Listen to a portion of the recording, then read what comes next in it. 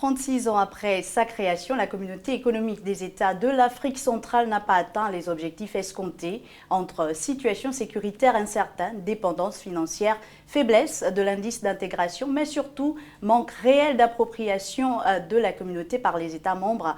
La CEAC n'a pas pu relever les défis liés à l'intégration politique, économique et sociale, d'où la nécessité de réformer l'institution. Pourquoi et comment réformer la CEAC? La réponse dans une poignée de secondes avec mon invité.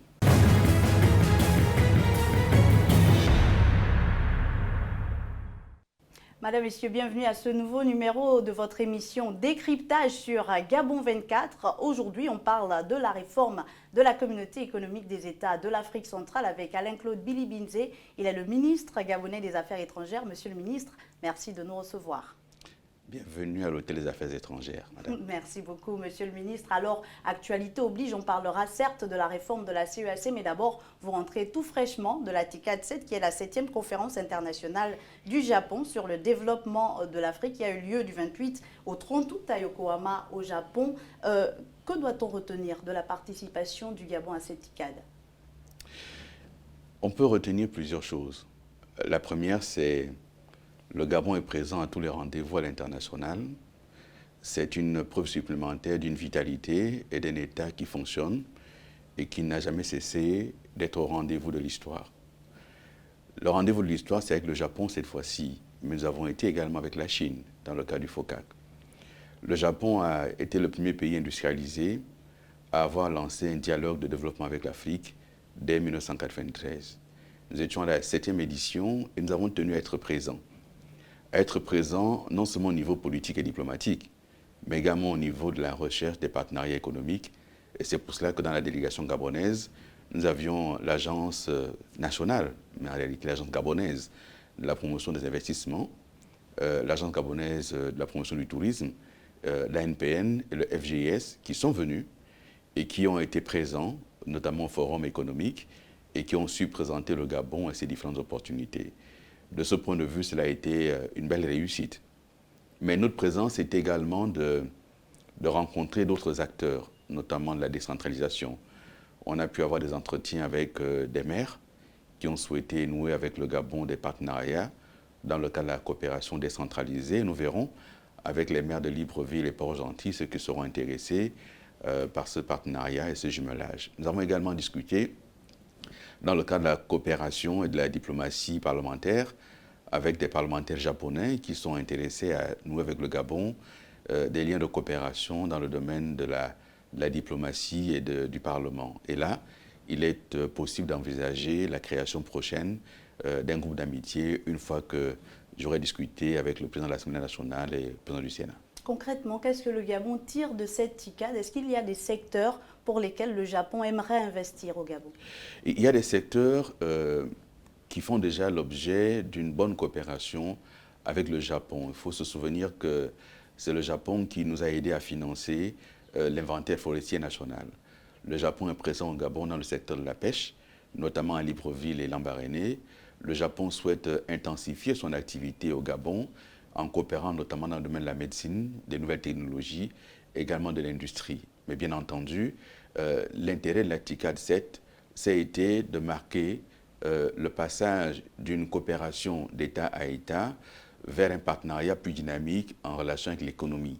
Et c'est pour cela que pour la TICAD 8, il serait utile que le Gabon, nous allons le proposer, mette en place dès à présent un comité pour travailler sur la TICAD 8 en impliquant le secteur privé, les entreprises donc, en impliquant également les citoyens gabonais, parce que ce dont on ne se rend pas compte, c'est l'immensité de ce pays, de par sa taille bien sûr, mais aussi de par sa densité en termes de population. C'est 120 millions d'habitants, c'est un pays industrialisé. Et nous avons eu le bonheur de rencontrer sur place de jeunes compatriotes installés, qui ont épousé qui une japonaise, qui un japonais, qui parlent japonais, qui sont introduits. Et nous souhaitons que les Gabonais découvrent ce grand pays. Mais non seulement parce qu'il y a des études qu'on peut y mener, mais aussi parce que c'est un pays qui cherche aujourd'hui à investir en Afrique et il faut capter ce potentiel. Concrètement, monsieur le ministre, est-ce que par exemple le Gabon, qu'on voit déjà assez présent quand même au niveau du Gabon, viendra par exemple aider le pays à construire des écoles, à apporter une plus-value dans certains secteurs? Si vous voulez, l'intérêt de la diplomatie aujourd'hui défini par le chef de l'État, Ali Bongo Ondimba, c'est en même temps maintenir la coopération technique, mais surtout aller vers des coopérations plus économiques et industrielles. Cela veut dire qu'à la TICAD 7, nous avons eu des panels où des chefs d'entreprise japonais sont venus nous présenter leurs besoins d'investir en Afrique. Mais ils n'ont pas besoin pour ça de rencontrer les gouvernements directement, ils veulent rencontrer les entreprises et des opérateurs. Et c'est pour cela que la présence à Yokohama de l'ANPI a été quelque chose de très utile. Parce que l'ANPI a pu présenter tous les développements qu'il y a eu au Gabon, notamment la zone d'Ongkok. La zone d'Ongkok est une initiative du chef de l'État Ali Bongo, mais qui fait suite à la TICAD 5, au cours de laquelle il avait décrété qu'avant 2020, on allait pouvoir transformer toutes les matières premières ici, sur place au Gabon.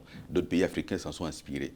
Maintenant, et le pont qu'on fera avec la réforme de la CEAC que vous avez évoquée, mais aussi avec la zone de libre-échange continentale, c'est de constater trois choses majeures. La première, c'est la faiblesse de la démographie au Gabon. C'est-à-dire que quand vous avez d'un côté 120 millions d'habitants, de l'autre côté 2 millions d'habitants, nous ne sommes pas un marché suffisant pour intéresser les entreprises japonaises. Et pourquoi donc le Japon devrait s'intéresser au Gabon? Mais parce que le Gabon est une porte d'entrée vers l'Afrique centrale. Le Gabon bénéficie d'une vraie stabilité, d'un bon système bancaire, d'un bon système d'assurance et finalement d'un système financier assez stable qui lui permettrait, en s'installant au Gabon, d'avoir la région Afrique centrale comme marché, c'est-à-dire l'Angola, le Cameroun, la RDC. L'ensemble constitue à peu près 200 millions de consommateurs. Au lieu de n'avoir que 2 millions, on a donc un marché de 200 millions de consommateurs. Et c'est en cela que le Gabon est intéressant pour le Japon. Et nous allons intensifier. Lors de l'audience bilatérale que j'ai eue avec mon homologue japonais, nous avons évoqué la nécessité d'implanter au Gabon des entreprises japonaises parce que le marché, c'est l'Afrique centrale.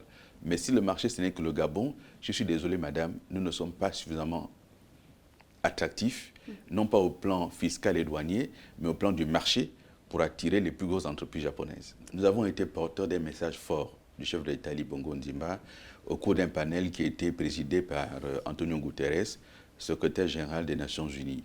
Un message sur la question de la préservation de l'environnement et la lutte contre les réchauffements climatiques. Et d'ailleurs, l'actualité nous en donne pleinement l'occasion. L'Afrique a connu un certain nombre de désastres et nous vivons encore aujourd'hui des désastres aux Amériques, aux Bahamas notamment, avec ces changements climatiques. Et nous avons eu la situation en Amazonie.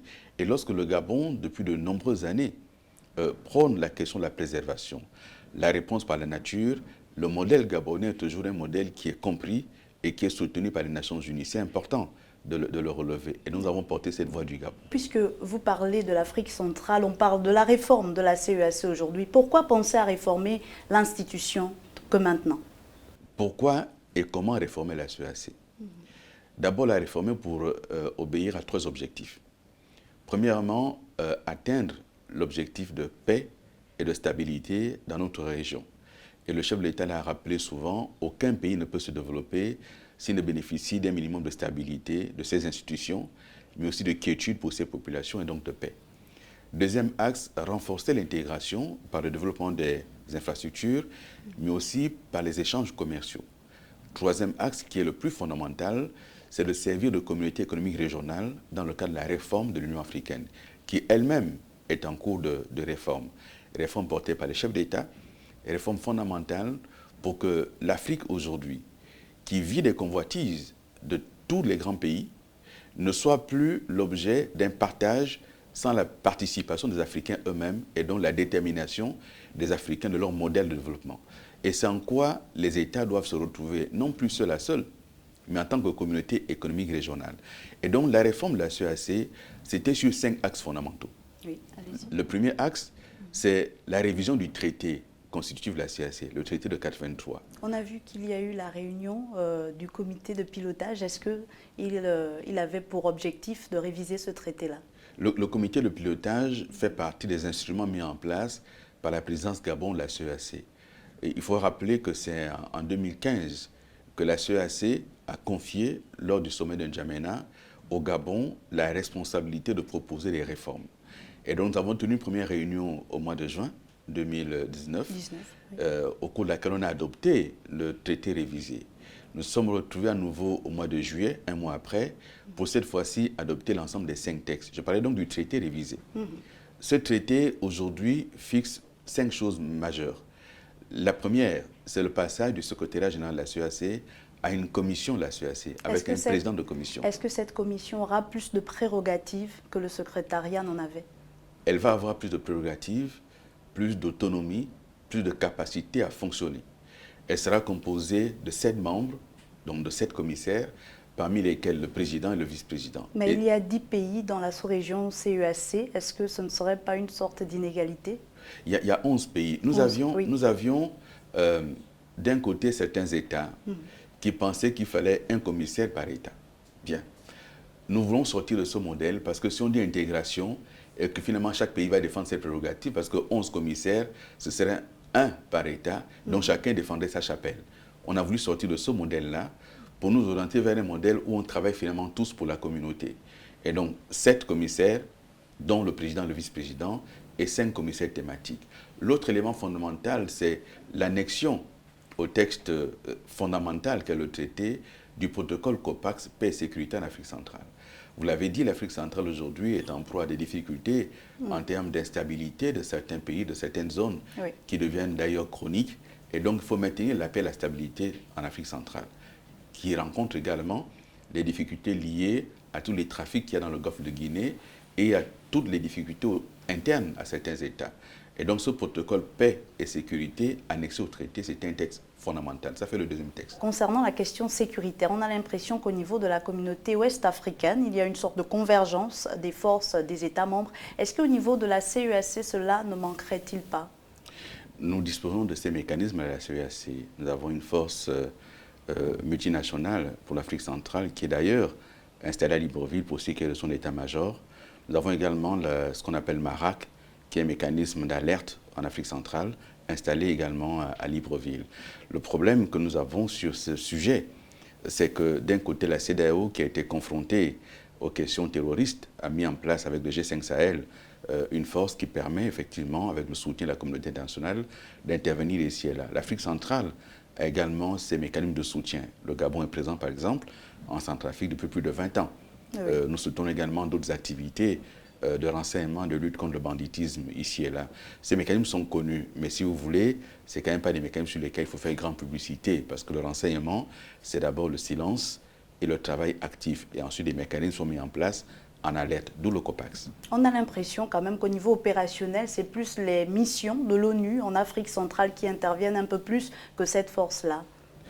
Disons que le mécanisme qui a été mis en place jusqu'à présent, c'est d'abord un mécanisme qui prime, qui laisse la primeur à l'ONU. Et les États fournissent en réalité les soutiens de par les soldats, de par le matériel, de par les contributions financières, mais sous le chapeau de l'ONU, parce que ce qu'il faut éviter, c'est effectivement qu'au niveau de la région, un État soit en difficulté face à un autre État, mais tout ceci doit être géré par les Nations Unies. Et c'est ce que nous mettons en place. Alors, Monsieur le Ministre, vous parliez d'axes prioritaires dans la réforme. Est-ce qu'il y a une sorte de calendrier, de canevas pour éplucher cette réforme-là? Est-ce qu'il y a une deadline? Comment le COPILRI, le comité de pilotage, compte procéder durant les prochaines années? Nous avons proposé au chef de l'État, Ali Bongo Ondimba, qui est président de l'exercice de la CEAC, un chronogramme de mise en œuvre de la réforme. Ce chronogramme doit ensuite être adopté par la conférence des chefs d'État. D'où le premier axe, c'est donc la tenue d'une conférence de chefs d'État d'ici à la fin de l'année, sinon début de l'année prochaine. Une fois que les chefs d'État auront acté le chronogramme et les textes de la réforme, il va y avoir un déroulement de la mise en œuvre de la réforme. Ça prendra quand même quelques temps. Le plus important, si vous voulez, et c'est utile de le rappeler, nous sommes une région qui est potentiellement la plus riche du continent. Si l'on prend le Gabon, la Guinée équatoriale, le Congo, l'Angola, le Cameroun, Burundi, RDC, Rwanda, RCA, si nous prenons tous ces pays, Sao Tomé et Principe également, nous nous rendons compte que le PIB par habitant additionné de ces pays est plus lourd, plus important que la CEDEAO. Seulement, l'avantage qu'a la CEDEAO, c'est d'avoir réalisé depuis très longtemps cette intégration, notamment par la libre circulation des personnes et des biens, mais c'est aussi historique et j'allais dire sociologique. Les peuples de la forêt se déplacent plus difficilement que les peuples de savane et du désert. Donc ça, cela a favorisé. Mais l'Union africaine, elle-même est en pleine réforme. Et l'Union africaine encourage la réforme des communautés économiques régionales. Une fois que la CEEAC aura réalisé sa réforme et qu'on sera parvenu à commercer entre nous, parce que le commerce intra-africain aujourd'hui est très faible. Il est encore plus faible à l'intérieur de la CEEAC où nous sommes producteurs de matières premières qu'on exporte vers l'Occident, ou vers les Amériques, ou vers la Chine. Mais qu'est-ce que nous importons, par exemple, du Cameroun, hormis quelques produits agricoles? Et qu'est-ce que nous-mêmes nous exportons? Donc, il faut transformer au niveau local. Il faut industrialiser le continent pour qu'on puisse favoriser le commerce intra-africain, d'où la question de la zone de libre-échange continentale. On y arrivera, Monsieur le Ministre. Peut-être l'occasion de terminer avec cette question sur la réforme. Il y a un audit de l'institution qui est prévu. Qui sera chargé de cet audit? Qui questionnera qui? Il y a déjà eu un audit de l'institution. Audit du personnel, audit financier. Bien entendu, la nouvelle commission qui sera mise en place devra, elle également, procéder à cet audit pour comprendre ce qui s'est passé, pour comprendre les différents points qui n'ont pas permis de bien fonctionner et pour améliorer le fonctionnement de la CEEAC. Dans les éléments de réforme de la CEEAC, il ne faut pas oublier la question du siège.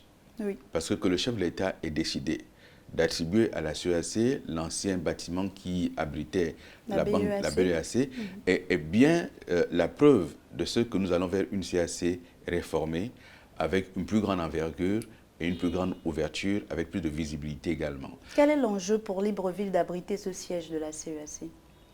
Bon, d'abord, c'est un enjeu historique. C'est la volonté des pères fondateurs de la CEEAC d'avoir décidé que Libreville serait le siège. Et donc, nous sommes la capitale diplomatique et économique de l'Afrique centrale. Ce n'est pas négligeable.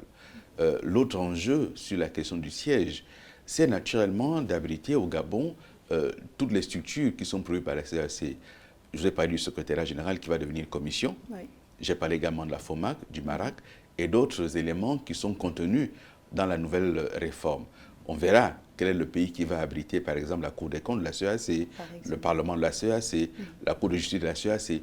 Tous ces éléments sont indispensables pour asseoir les instruments et les institutions de la CEEAC. Cette réforme est donc importante, Monsieur le ministre des Affaires étrangères, on l'a compris, d'autant que la question de l'intégration au niveau de la sous-région Afrique centrale pose encore problème. On aimerait savoir pourquoi ça piétine encore aujourd'hui. Disons que l'intégration économique, pour qu'elle fonctionne, il faut qu'il y ait d'abord l'interconnexion des infrastructures routières, portuaires, aéroportuaires, ferroviaires. Il faut qu'il y ait libre circulation des personnes également. Que le Gabonais qui veut se rendre en République démocratique du Congo ne soit pas contraint d'aller prendre un visa, mais qu'il y ait effectivement ce passeport soit biométrique, soit cette carte d'identité biométrique. Circulation des personnes. Nous l'avons débuté au niveau de la CEMAC. Il est vrai qu'aujourd'hui, sur les différents États de la CEMAC, le Gabon a pris quelques retards à adopter le passeport CEMAC. D'autres pays l'ont adopté. J'ai d'ailleurs été interpellé à ce sujet par le professeur Daniel Onando. Oui. On s'est vu à Yokohama. Nous allons saisir le gouvernement gabonais pour qu'effectivement nous ayons ce passeport CEMAC, mais qui sera étendu à la question de l'Afrique centrale. Mais cela pose en amont deux principes fondamentaux. C'est d'abord les relations interpolices, donc que toutes les polices de notre sous-région puissent coopérer, puissent travailler ensemble, et ensuite qu'on soit adapté du point de vue de nos instruments d'accueil et de départ, de sorte qu'on n'accueille pas au Gabon quelqu'un qui serait recherché pour des faits de crimes organisés dans tel ou tel pays. Donc nous sommes en train de travailler dessus, madame. C'est fondamental. Je l'ai déjà dit et je le réitère, nous n'avons pas d'avenir en dehors de l'ouverture. L'ouverture à l'autre, c'est l'ouverture qui fait vivre. On prend la cellule familiale, on ne se marie pas dans sa famille, on s'ouvre pour aller épouser dans une autre famille. Vous comprenez? Et donc, c'est parce qu'on s'ouvre qu'on existe et qu'on peut se développer. Est-ce qu'on peut espérer que le Gabon, d'ici, puisqu'on est déjà à la porte de 2020, d'ici à 2020 par exemple, finira finalement par ouvrir ses frontières, par accepter ce passeport CEMAC? Mais le Gabon a déjà ouvert ses frontières. Nous devons maintenant faire en sorte que les Gabonais disposent d'un passeport CEMAC. Voilà, c'est la seule question. Mais dans les textes et dans les faits, nous avons déjà ouvert nos frontières. Au-delà même de la CEMAC, le Gabon a ouvert ses frontières avec d'autres pays et qui permettent aujourd'hui aux Gabonais de voyager dans de nombreux pays africains sans exigence de visa pendant 90 jours. C'est un pas important qui a été franchi. Un pas important, Monsieur le ministre. On parle également de ce marché commun. Comment faire pour le rendre effectif aujourd'hui, puisqu'on parle du marché de la CEAC et pas de celui de la CEMAC? Le marché commun de la CEAC est effectif. Maintenant, il faut que les entrepreneurs au sein de la CEAC puissent commercer entre eux. Comment Mais intéresser ces opérateurs gabonais, par exemple, à s'intéresser à la destination Rwanda, pour prendre l'exemple? D'abord parce qu'il faudrait qu'entre le Gabon et le Rwanda, et c'est le cas actuellement, il y ait des liaisons aériennes quotidiennes. Il faudrait aussi que le marché rwandais soit prêt à accueillir des produits gabonais et donc que les industriels gabonais, les commerçants gabonais proposent leurs produits aux Rwandais. Cela existe, madame. Il faut maintenant que le tissu économique gabonais soit sensibilisé à cette question et comprenne que l'enjeu n'est plus uniquement le Gabon. Certaines entreprises ont commencé à le faire. Nous avons Sekagadis qui s'est installé à Sao Tomé et Principe. Nous avons BG Fibank qui s'est installé dans la plupart des États d'Afrique centrale et même d'Afrique de l'Ouest et du Nord aujourd'hui. Cela veut dire qu'on a commencé à le comprendre. Mais pour le moment, le petit commerçant gabonais ne l'a pas encore compris. Mais ça veut dire aussi que le Gabonais doit s'intéresser à ces questions de marché. Mais comment faire, Monsieur le ministre, pour intéresser ce petit commerçant-là, pour intéresser ce Gabonais ou ce Centrafricain ou ce Congolais à s'ouvrir finalement à ce marché commun? Mais les choses fonctionnent par paliers. Le palier affaires étrangères joue son rôle. Après, il y a le palier commerce intérieur qui doit pousser le commerçant gabonais à sortir de ses frontières et aller chercher des marchés ailleurs. Encore une fois, quel est le débat? Est-ce que lorsque je suis producteur de poulet de chair au Gabon, le marché gabonais est suffisant pour moi? Ou faut-il que j'aille attaquer le marché angolais, le marché camerounais, le marché de la RDC, parce que le marché gabonais, c'est 2 millions de consommateurs potentiels autour desquels je subis la concurrence de ceux qui viennent également de l'extérieur? Est-ce que du Gabon, avec les coûts de facteurs qu'il y a et qui sont favorables, je ne peux pas attaquer le marché angolais, qui est quand même de quelques dizaines de millions d'habitants? C'est la question qu'il faut que nos compatriotes se posent de plus en plus. C'est dans ce sens que le ministère des Affaires étrangères va prochainement organiser des journées de la diplomatie pour montrer aux uns aux autres où est-ce que nous en sommes avec la question de l'intégration, avec la question du développement, parce qu'il faut aller capter des marchés à l'étranger. Il y a aussi la question de la compétitivité, Monsieur le ministre, des opérateurs gabonais. Est-ce qu'aujourd'hui, c'est vrai, on s'axe un peu plus sur le Gabon parce que c'est votre pays, c'est notre pays? Est-ce qu'aujourd'hui, le Gabonais, l'opérateur économique gabonais qui fait par exemple dans la transformation du bois ou qui élève des poulets pourrait être compétitif par rapport à l'opérateur camerounais? Il pourra le devenir s'il prend conscience que son marché, ce n'est plus seulement le Gabon. Et c'est tout l'enjeu des réformes qui sont en cours. Vous savez, l'idée de la zone économique de l'Afrique centrale a été portée dès 1983. L'idée de la zone économique de libre-échange continentale est portée dès 1963. Ça veut dire que depuis le départ, ceux qui ont conçu ces communautés, soit régionales, soit continentales, avaient le projet de faire de l'Afrique un marché commun. Et aujourd'hui, avec l'entrée en vigueur de la ZLECAf, nous avons le marché commun le plus important au monde. Mais encore faut-il que les Africains commercent entre eux. C'est tout l'enjeu, c'est tout le débat. Et c'est pour cela que les ministres du Commerce sont conviés régulièrement en réunion pour travailler entre eux à faire en sorte que des mécanismes soient mis en place. Mais bien sûr, nous sommes affaires étrangères. Dès qu'il s'agit de l'action extérieure de l'État, c'est porté par les affaires étrangères en premier lieu. Mais derrière, il y a les ministères sectoriels qui doivent bien sûr développer des éléments pour que l'action extérieure de l'État trouve sa plénitude au niveau des instances multilatérales. Parlez-nous de cette zone de libre-échange continentale, Monsieur le ministre des Affaires étrangères. Est-ce qu'elle ne viendrait pas étouffer les zones régionales, comme la CEAC par exemple? Bien au contraire, madame, bien au contraire. La zone de libre-échange continentale africaine, c'est de mon point de vue, mais c'est mon point de vue, en tant que citoyen africain et citoyen du monde, c'est la plus belle idée que les Africains aient eue depuis le début des indépendances. Faire en sorte qu'un produit fabriqué au Cameroun puisse exporter en Côte d'Ivoire, libre de droit. Vous ne payerez que le transport. Mais c'est le consommateur final qui gagne. C'est ça l'enjeu. Faire en sorte que le consommateur gabonais puisse avoir sur le marché gabonais des produits qui arrivent de Côte d'Ivoire, qui arrivent d'Égypte, libres de droit. C'est ça tout l'enjeu. Et derrière cet enjeu, madame, quel est l'élément fondamental? C'est de faire en sorte que le commerce intra-africain se développe. Parce que c'est là que les Africains vont garder sur leur sol leurs biens et leurs devises. Tant que vous importez des pays en dehors du continent, vous devez importer en devises. Et donc les devises sortent du continent. C'est un enjeu fondamental. C'est un enjeu de développement. Et vous constaterez que l'Europe s'est organisée en marché commun. Que les États-Unis, le Canada et le Mexique s'organisent en marché commun. Que le Brésil, avec les États-Unis, avec le Mexique, font un marché commun. Que l'Asie aussi a un marché commun. Il ne restait plus que l'Afrique qui n'avait pas encore de marché commun et nous y sommes à présent. C'est fondamental. J'ai envie de dire, il faut prêcher cette bonne nouvelle auprès des Gabonaises et des Gabonais. Leur dire que si hier vous aviez peur parce que le marché était étroit, demain il faut y aller parce que le marché est plus important. Que lorsque vous fabriquez vos portes au Gabon, vous les vendez en Angola, vous les vendez au Tchad, vous les vendez au Soudan. Parce que c'est ça le marché africain. Il faudra donc oser. Merci à vous, Monsieur le Ministre. Zone de libre-échange continentale, on en reparlera encore en deuxième partie de cette émission. On se dit donc à tout de suite.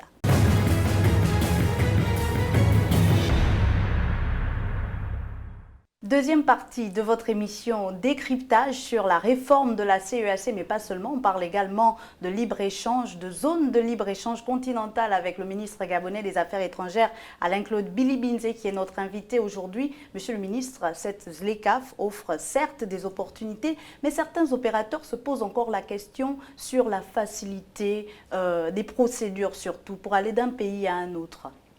C'est pour cela que l'Union africaine, en décidant de mettre en place cette zone de libre-échange continentale, a également décidé de mettre en place un secrétariat qui sera installé à Accra, au Ghana.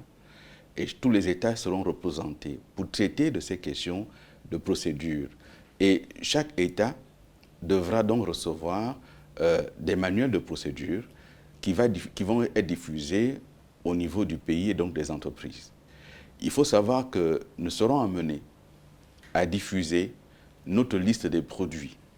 Parce que ce n'est pas tous les produits qui feront l'objet de libre-échange. Il va y avoir des produits qui vont être exclus de cela, notamment des produits extrêmement stratégiques ou extrêmement délicats, et donc qui ne feront pas partie de cette zone de libre-échange continentale africaine.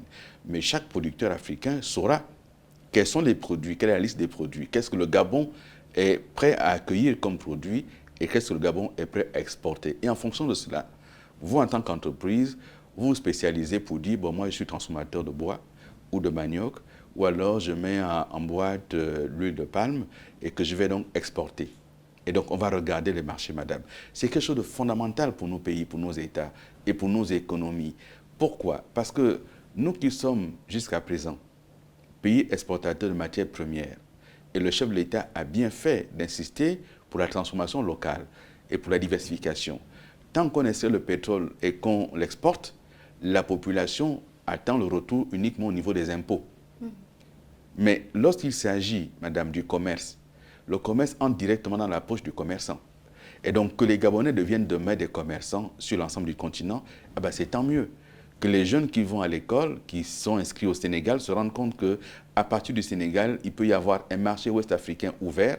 C'est tant mieux, madame. C'est un enjeu fondamental. Je vous assure, c'est la révolution africaine aujourd'hui. Et lorsque vous voyez que les grandes nations ont compris cela, et que les grandes nations s'intéressent aujourd'hui à l'Afrique, ce n'est plus seulement l'Afrique des matières premières, c'est aussi l'Afrique du marché africain. Que l'entreprise japonaise, puisqu'on parle de la TICAD, qui est installée à Alger, a non seulement le marché algérien, mais le marché égyptien, le marché marocain, le marché nigérian, le marché gabonais. Vous comprenez, madame, que cela devient plus intéressant pour tout le monde. Et les Africains qui n'ont pas été présents à Berlin en 1884-85, seront présents désormais pour parler avec l'Union européenne en tant qu'Union africaine, pour parler avec les États-Unis en tant qu'Union africaine, pour parler avec la Chine, le Japon en tant qu'Union africaine, avec la Russie ou la Turquie. Si le Gabon y va seul, vous êtes en face d'une puissance industrielle mondiale, mais vous arrivez comme chef d'entreprise gabonais. Il faut que vous ayez autre chose que votre seul marché. Mais si vous allez en tant que marché commun africain, là, ça devient autre chose. C'est un enjeu fondamental, c'est une révolution, madame. Il y a la volonté politique, on voit qu'elle y est, mais il y a quand même cette espèce d'utopie, on a l'impression de rêver par rapport à cette zone de libre-échange continentale. Est-ce que tous les pays du continent ont pris déjà la mesure de ces enjeux liés à la ZLECAf?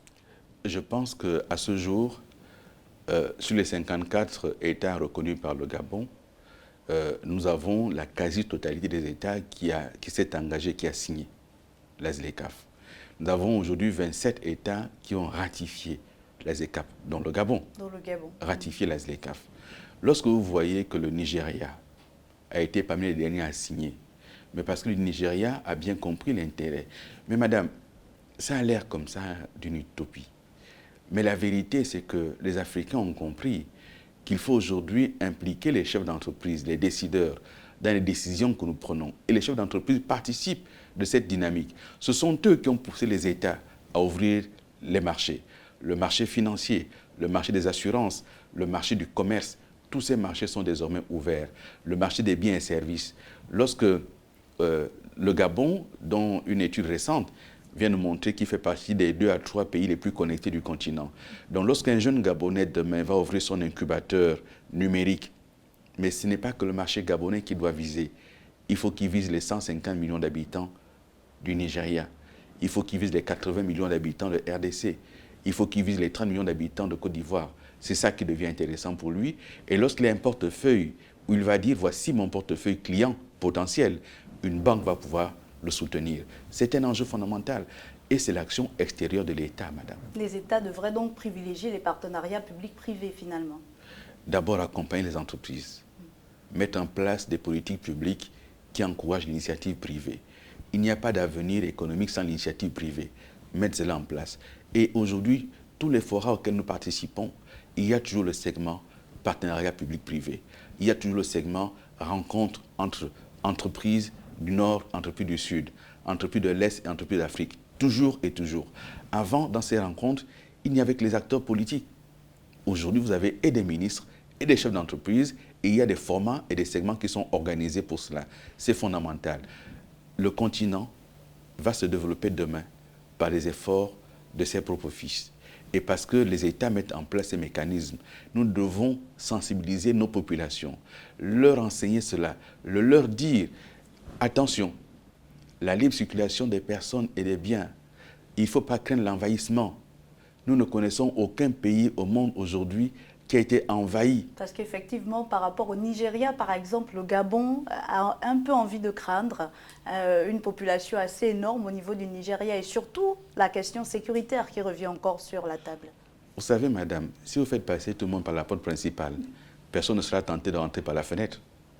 Mais si vous fermez la porte principale, les gens rentreront même par le toit. Comme pour dire, monsieur le ministre. Comme pour dire, il vaudrait mieux s'ouvrir et mieux contrôler l'entrée officielle que de fermer l'entrée officielle et laisser les frontières dans l'état où nous les connaissons aujourd'hui en Afrique. Ça ne sert à rien. Et encore une fois, notre pays, le chef de l'État l'a dit, doit se doter d'une politique claire d'immigration. Qui voulons-nous qui viennent chez nous? Tant qu'on ne fera pas cela, madame, nous serons toujours en proie à une immigration illégale et malheureusement qui n'apporte pas grand-chose à notre pays. Mais si nous ouvrons le pays à ceux qui veulent vraiment investir, vous serez surprise, madame, de constater que des gens veulent venir s'installer au Gabon pour produire dans notre pays, créer des emplois au Gabon et exporter en dehors du Gabon. C'est fondamental. Mais pour cela, plusieurs mécanismes en place. La formation professionnelle, c'est fondamental. Les infrastructures portuaires, aéroportuaires, de transport de marchandises, c'est fondamental. Mais également la stabilité politique du pays. Et le premier atout dont nous disposons, nous devrions pouvoir le dire. Si on me demande aujourd'hui quelle est votre matière première d'exportation, il faut que je sois capable de dire la paix, madame. Nous exportons la paix. Parce que la paix, la stabilité, c'est ce qui attire l'investisseur. Quels que soient vos atouts, si votre pays est confronté à des difficultés de stabilité, de sécurité, l'investisseur ne viendra pas. Donc nous sommes exportateurs de paix, madame. Et il faut maintenir le pays en paix. On parle de réforme de la communauté économique des États de l'Afrique centrale, monsieur le ministre, mais il y a également ce projet commun de fusion CEAC-CEMAC. En quoi consiste-t-il? Est-ce que ce projet fait partie intégrante de la réforme de la CEAC? Ce projet a été confié au président Paul Biya du Cameroun de rationaliser les instruments au niveau de l'Afrique centrale. La CEMAC, c'est tout ce qui est monnaie commune. Et la CEMAC, c'est 6 États sur les 11 que compte la CEAC. Mais il faut se rendre compte de ce que la CEAC, sur 11 États, il y a 6 monnaies. Et que le marché commun avec 6 monnaies, c'est très difficile. Vous êtes donc obligé de passer par une monnaie intermédiaire que sont les devises. Oui. Il faut donc pouvoir clairement poser aujourd'hui le débat sur la monnaie. Ça ne peut plus être un tabou. Il faut poser clairement le débat. Est-ce qu'aujourd'hui, avec nos économies telles qu'elles sont structurées, nous pouvons aller vers une monnaie commune et laquelle? Et en fonction de quelles possibilités? C'est un vrai sujet. Les gouvernements doivent s'en saisir et ils s'en saisissent déjà. La communauté internationale doit s'en saisir. Les intellectuels doivent s'en saisir.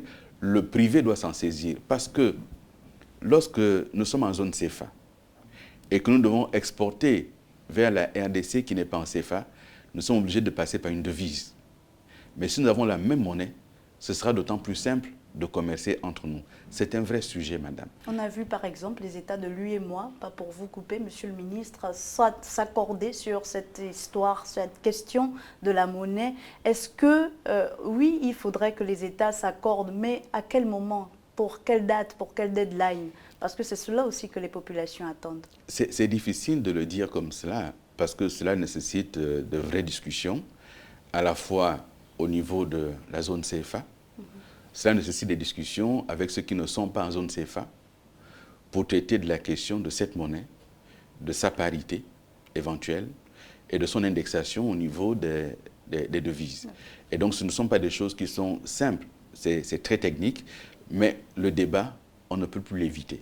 À partir du moment où on parle d'intégration, à partir du moment où on parle de libre circulation des personnes et des biens, il faut bien que la question de la monnaie arrive sur la table. Elle arrivera sur la table. Mais pour l'heure, en ce qui concerne la CEMAC et la CEAC, pour revenir à votre question, on a parfois l'impression effectivement que nous faisons la même chose dans les deux institutions. Il faut donc arriver à rationaliser et faire en sorte que ce qui fonctionne le mieux au niveau de la CEMAC soit conservé et ce qui fonctionne le mieux au niveau de la CEAC soit conservé, mais éviter les doublons qui créent à la fois de la confusion. Est-ce qu'il y a déjà un travail qui a commencé à être fait? Vers quoi on va dans cette fusion-là entre CEMAC et CEAC? Il y a un travail qui a commencé, la CEMAC s'est réformée et la CEMAC a pris l'avance sur ces réformes-là. La CEAC, en se réformant, a également créé en son sein un certain nombre d'institutions et ce sera d'autant plus simple demain de faire des fusions là où c'est nécessaire, de supprimer ce qui a supprimé, de conserver ce qui a conservé. Le travail, une fois que nous aurons terminé et acté au niveau de la CEMAC, plutôt de la CEAC, à ce moment-là, le travail de rationalisation, madame, ne parlons pas de fusion, on va parler de rationalisation. Le travail de rationalisation se fera entre la CEAC et la CEMAC, mais la CEAC étant plus étendue que la CEMAC, il me semble qu'il sera utile de s'inspirer du modèle CEMAC pour voir comment est-ce que la CEAC récupère la totalité de ce qui a été fait. On essaye de comprendre cette rationalisation au niveau institutionnel, on le perçoit assez bien, mais comment va-t-elle profiter aux populations? Le problème qui se pose généralement, c'est la question interne aux États. Comment est-ce que demain, le Gabon, comment est-ce que demain la Guinée équatoriale feront en sorte que les populations s'approprient tous ces instruments? Par des mécanismes simples, madame. Vous savez, nous pensons par exemple à la question des échanges interuniversitaires, à la question des échanges au niveau scolaire, à la question des échanges au niveau culturel, au niveau sportif. C'est par ce biais-là, une fois que vous avez des éléments en commun, comme les Jeux de l'Afrique centrale, cela permet aux populations de s'identifier, de se rencontrer, de se mélanger éventuellement. D'accord? Et c'est cela qui fait en sorte qu'on puisse se dire finalement, nous ne sommes qu'un même peuple. Et c'est vrai que nous sommes un même peuple. Et comment les États vont donc pouvoir intégrer les jeunes, les femmes, qui sont souvent les populations, on a envie de dire, les couches les plus fragiles de la société, à cette vision de marché commun? Il y a à la fois au niveau de l'Union africaine, sur l'agenda 2063, comme au niveau de la CEAC, sur le plan stratégique à moyen terme de la CEAC, des mécanismes réservés à la question de l'intégration de la femme, au niveau de la production et du marché. À la question de la jeunesse, ces mécanismes existent. Maintenant, nous devons faire l'effort d'adosser nos politiques nationales à ces politiques communautaires et continentales. C'est pour cela que chaque pays a au moins un ministère qui porte la question de l'intégration. Au Gabon, ce sont des affaires étrangères. Dans d'autres pays, il y a clairement des ministères de l'intégration, cela existe. Et donc, ces ministères ont la responsabilité de partager au niveau national les instruments communs auxquels nous avons librement adhéré. Le ministère des Affaires étrangères, et je vous le dis à nouveau, nous ferons les journées de la diplomatie qui permettront de mettre à la disposition du grand public tous les outils auxquels le Gabon a adhéré et comment est-ce que les Gabonais peuvent tirer profit de ces outils, parce que c'est méconnu. C'est méconnu et il faut une vulgarisation de ces outils. Nous aurons besoin, bien entendu, de la force des médias. Bien sûr, les médias seront là, Monsieur le ministre. Quelles sont donc finalement les opportunités qu'offre ce marché commun CEMAC-CEAC? Mais parlons du marché commun CEAC, qui est plus étendu. Plus étendu. D'abord, première opportunité, le marché lui-même, donc le nombre de consommateurs. Vous partez des marchés de 2 millions d'habitants vers les marchés de près de 200 millions d'habitants. Deuxième opportunité, la capacité à accueillir sur votre sol des produits qui sont fabriqués à l'étranger, au coût de fabrication à l'étranger. Il n'y aura alors que le transport qui pourra faire la petite différence. Troisième possibilité, madame, nous pouvons maintenant être des entrepreneurs et se dire, moi, je m'en vais chercher mon marché au Tchad parce que je suis producteur de légumes au Gabon et que le Tchad est confronté à un problème de production de légumes. Et que moi qui suis au Gabon importateur de viande, au lieu d'importer de la viande d'Argentine, j'irai importer la viande du Tchad. Voilà les opportunités que ça offre. Les pays et les États ont signé, ont posé les problématiques. Il faut maintenant que l'opinion publique s'en saisisse, madame. C'est fondamental. Encore une fois, je le dis même dans le secteur qui est le vôtre, le secteur de la communication et des médias. Si le milieu gabonais médiatique est saturé, pourquoi est-ce que l'expertise gabonaise ne s'exporterait pas à N'Djamena ou à Kigali ou à Kinshasa? Vous imaginez ce que c'est Kinshasa? C'est 15 millions d'habitants. C'est 15 millions d'habitants. Mais rien que le marché de la publicité à Kinshasa, que vous pourrez aller capter si vous sortez de la zone Gabon, c'est fondamental et c'est phénoménal. C'est ça qu'il faut rechercher, madame. Sur la question, par exemple, de la culture et de la production artistique et culturelle, un artiste gabonais, il va produire pour le marché gabonais.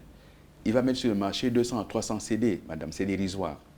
Mais si vous incluez les 150 millions d'habitants du Nigeria et que vous arrivez simplement à produire pour 10% de ces 150 millions d'habitants, vous avez fait votre affaire, madame. C'est ça qui est fondamental. Est-ce que finalement le Gabon a-t-il une place stratégique dans cette nouvelle vision?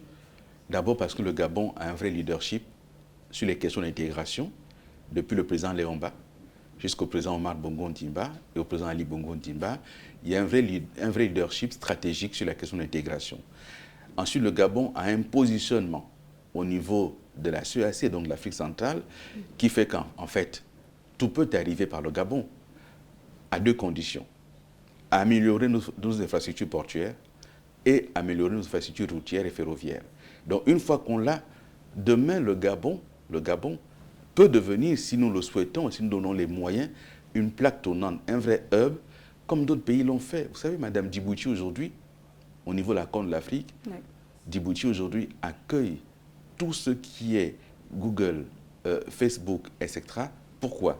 Parce qu'ils ont réussi à capter l'avantage de ces câbles sous-marins. Il y en a 3 qui arrivent sur Djibouti. C'est un avantage. On en a 2 qui arrivent chez nous. C'est aussi un avantage qu'il nous faut capter. Donc, une fois qu'on a compris que le marché, ce n'est plus le Gabon, j'insiste, madame, que le marché devient la CEAC et que le marché devient la ZLECAf, madame, ceci est fondamental pour nos économies. Que le producteur, encore une fois, gabonais, se dise, je m'en vais chercher le marché ouest-africain parce que j'ai la ZLECAf, et que vous allez sur le portail de la ZLECAf et que vous trouvez là-dedans les producteurs qui ont besoin de votre marchandise, madame, tout est ouvert et tout est possible. Comment rassurer les populations quand même qui ne seront pas toutes des commerçants? Il y aura des commerçants, il y aura d'autres qui seront dans d'autres cadres professionnels. Comment rassurer ces populations que l'ouverture à ce marché régional, sous-régional et peut-être à la ZLECAf ne serait pas finalement un frein à leur sécurité? D'abord, dans toute situation de commerce ou d'échange, si vous ne gagnez pas comme commerçant, vous gagnez comme consommateur. Donc, dans tous les cas, la population gagne. Ensuite, la question de la sécurité se posera toujours, madame. Mais nous devons sortir de nos peurs. Sortons de nos peurs. Pourquoi? Nous avons aujourd'hui 4000 étudiants gabonais au Ghana. Ils sont 4000. Imaginons que demain, une partie d'entre ces étudiants décide de s'installer au Ghana. Madame, ils sont libres de s'installer au Ghana et de faire des affaires au Ghana. C'est fondamental. Et ceux qui s'installent chez nous, parce que c'est ça qu'il faut arriver à comprendre avec la liberté de circulation. Ça veut dire que vous acceptez de rentrer dans le schéma officiel où vous avez un passeport qui est reconnu, qui est biométrique et qui est traçable. Donc ces opérateurs-là ne seront plus que de passage, ils pourront également s'installer dans les pays choisis. Les opérateurs peuvent s'installer dans les pays choisis aux conditions du pays. Et là, on ne mélange pas avec la libre circulation. Oui. La libre circulation, c'est temporaire. L'établissement respecte les lois du pays en ce qui concerne l'immigration, l'établissement, le travail. Mais les biens circulent. Et nous insistons sur cet aspect. Nous avons un ministère qui est composé de techniciens qui aiment leur travail. Moi, j'ai rencontré dans ce département des hommes et des femmes qui aiment leur travail, qui demandent à être accompagnés, qui demandent à disposer de quelques ressources. À l'étranger, nous avons des ambassadeurs qui ont pour mission de vendre le Gabon, vendre la destination Gabon, mais aussi désormais de présenter les entreprises gabonaises. Ce sont des femmes et des hommes dévoués à la tâche que nous devons accompagner. Mais c'est une mission exaltante de porter l'action extérieure de l'État. Ça veut dire que là où il y a le drapeau vert jaune bleu, derrière vert jaune bleu, il y a les plages bien sûr, mais il y a aussi les entreprises. Il y a les hommes et les femmes, et ce sont eux qu'il faut présenter. Qu'est-ce qu'on sait faire au Gabon? Qu'est-ce que nous savons exporter? Quel est l'artisanat gabonais que nous pouvons demain valoriser? Quelle est la gastronomie gabonaise qu'on peut demain exporter? C'est important, madame. Les affaires étrangères, sans la question de l'exportation du Gabon vers l'étranger, malheureusement, ne serviront pas à grand-chose. Nous ne pouvons être utiles au niveau bilatéral, au niveau multilatéral, que dans la mesure où, au niveau national déjà, nous arrivons à comprendre l'intérêt d'aller chercher des marchés pour les Gabonais, pour les entreprises gabonaises. C'est ça qui est important. Le reste, madame, vous savez, si les entreprises demain ne suivent pas, ce ne sera plus la faute à l'État. L'État l'aura fait. Si nous, Gabonais, on ne le comprend pas, les autres l'auront compris et malheureusement, nous ne pourrons pas éviter que demain, les produits extérieurs arrivent sur le marché gabonais.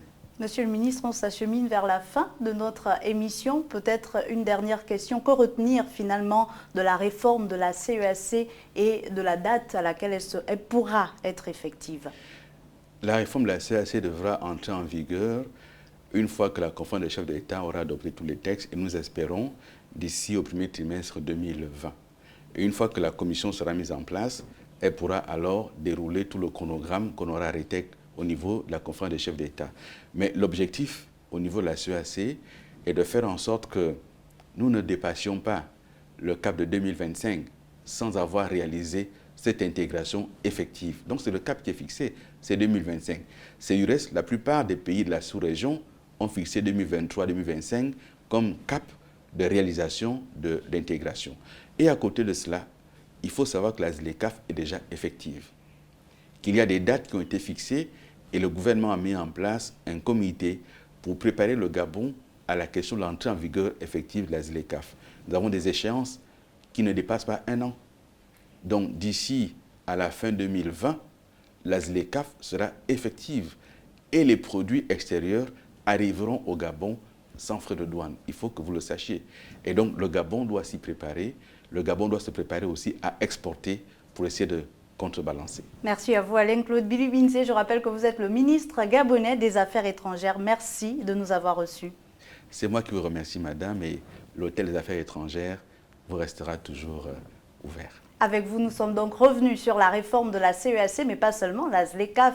La zone de libre-échange continentale a également été abordée et ces questions de libre circulation. Merci à vous, chers téléspectateurs, d'avoir été des nôtres. Je vous dis à très vite sur Gabon 24.